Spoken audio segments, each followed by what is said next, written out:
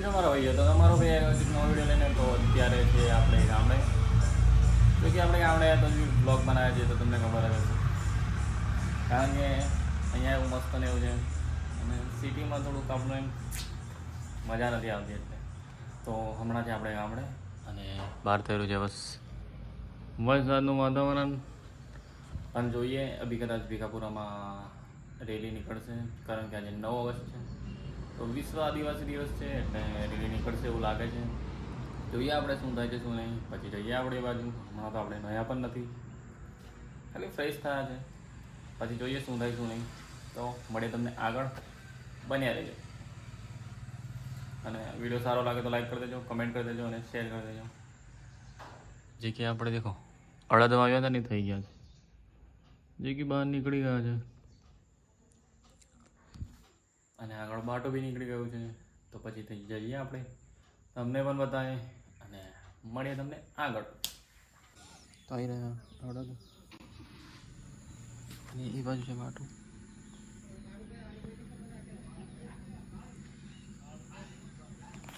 અને આપણે બેઠા છે અહીંયા બહાર, જોઈએ હવે શું થાય શું નહીં, પછી જઈએ અને મજા કરીએ. અને ફૂલ વરસાદનું વાતાવરણ થઈ રહ્યું છે તો તમને ખબર જ હશે, સૂકી વાદળ બહુ ચડ્યા છે. જોઈએ સાંજે તો વરસાદ પડે તો સવારે 4-5 વાગે છે. હમણાં બેઠા છે અને જોઈએ શું થાય શું નહીં, મળે તમને.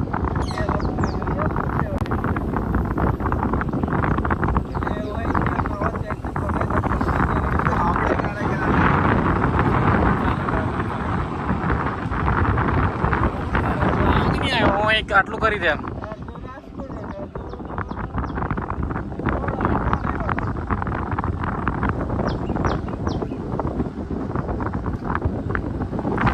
અમે નીકળી ગયા છે ભીખાપુરા જવા માટે.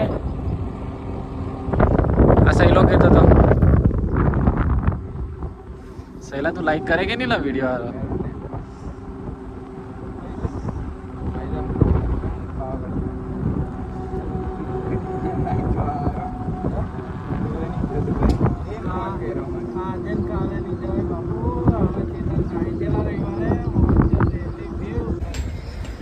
આપણે સ્ટોરી મેળવવાનું છે.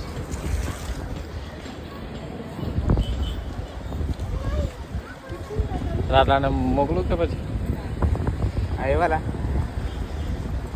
રાતલા આવે તો મોકલ, આપણે ફોન કરવા એટલે હું તને કોઈ મોકલે બધા એના ન ખાઈએ એમાં આપણા નામ.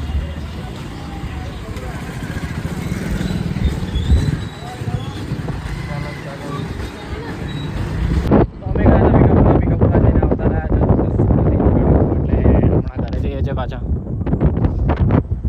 થોડું ઘરે જઈને આરામ કરીએ, પછી મોડા આવીશું. કેવું રાજસ્થાન?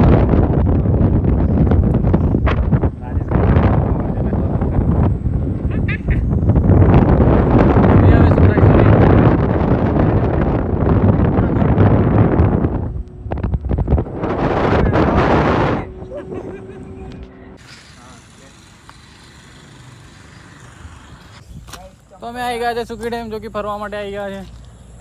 આ રહ્યો માખણીયા પર્વત અને અહીંયા અમે અંદર જઈએ છીએ.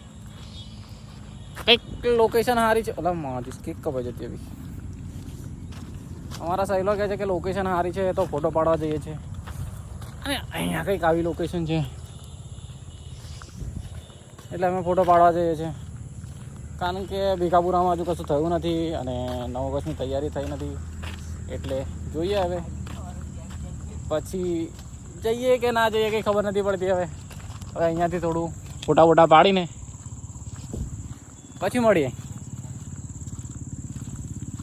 તો ચલો જઈએ, 1-2 ફોટો પાડીએ અને મળીએ તમને.